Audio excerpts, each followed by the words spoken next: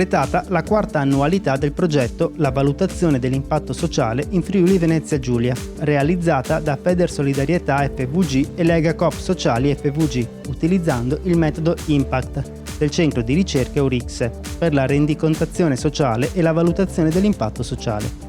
Un progetto reso possibile dal cofinanziamento della Regione Friuli Venezia Giulia e grazie alla partecipazione di 49 cooperative sociali. Il report analizza in forma aggregata i dati e le informazioni delle caratteristiche organizzative e dei risultati economici e sociali raggiunti, fornendo una fotografia sul ruolo della cooperazione sociale nella nostra regione. Per informazioni www.confcoop-fvg.it oppure scrivi a federsolidarietà.fvg@confcooperative.it.